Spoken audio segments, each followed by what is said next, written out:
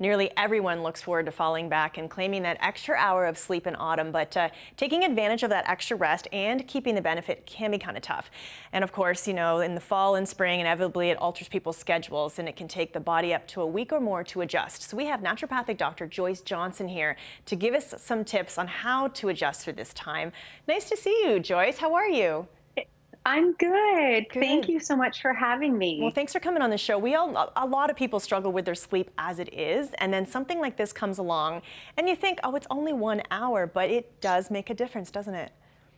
Yeah, it really does. So it really affects our ability to fall asleep and getting up in the morning. So I think that's really important that people are prepared for it. So the first tip really would be start prepping early. So a few days in advance. I mean, we're looking at it's coming up to the weekend. So you want to keep a consistent sleep schedule, and that will help you sleep more deeply. So maybe you're just going to alter your sleep schedule by 10 to 15 minutes. Okay. So just stay up a little bit later and get up a little bit later in the morning, just to help with that adjustment. Sure. And the next thing is make sure you have a nighttime ritual. So if you're someone that struggles with falling asleep, you want to limit caffeine in the afternoon, exercise earlier in the day.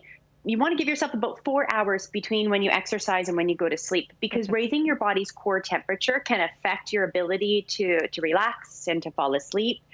Maybe it's reading a book. You want to put your electronics away as well, because that light can affect melatonin production, that strong light that's emitted. And just sort of set yourself up for a good night's rest. And it's interesting, I noticed in the notes that you'd mentioned about a book. Now, a lot of times people will read books before night, but Yes. if you're reading a book that's really highly stimulating or scary, or it can still make your mind kind of go a little busy and wild, and you still can't settle, even though you're just reading a book. So you have to be careful what you read. Absolutely.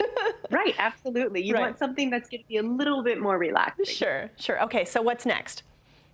The next is there are some nutrients that can help. So if you are someone that struggles with sleep, we talked about melatonin. So melatonin can be beneficial. It helps you to reset your sleep-wake cycle, fall asleep more easily, stay asleep, etc. There's some nutrients like cherries. These are my favorite. I have frozen cherries at night before bed all the time. It's a natural source of melatonin. Yeah.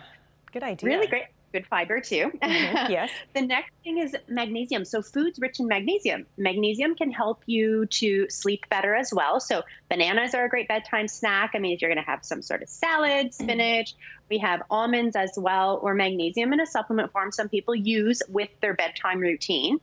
And the last is B vitamins. So maybe you're going to have some oatmeal, which is a source of vitamin B6. And we know vitamin B6 is a precursor to serotonin, so the hormones that help you to relax and to feel better as well.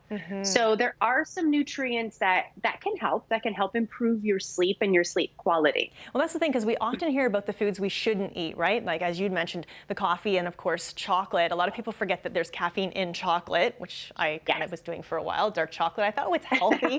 Yeah. But there's a lot of foods obviously you shouldn't eat. But it's nice to kind of know those calming ones as well. I mean, having a banana at night, late at night, or a bowl of oatmeal seems okay. And it helps you. Yeah, absolutely. Yes, have some bananas on your oatmeal. That's even better. And the next tip too, you want to make sure that you're not taking long naps. I know some people love to nap, but maybe 15 to 20 minutes, that's a good opportunity to recharge yourself. But what happens is it can backfire on you. That drive to sleep at night increases throughout the day. So if you're having a nap, you will decrease that pressure to sleep, the sleep pressure, and it makes it harder to fall asleep at night. You know what? That happened to me yesterday. I literally laid down for a nap, but this show can kind of throw you off, right? And I slept for like an hour and a half, and last night I slept for maybe 2 hours all night. So you just made your point, Dr. Joyce Johnson. Thank you so much for coming on the show. Really good advice and tips as the clocks, again, will be falling back on us this weekend. So thanks again, and we will see you soon.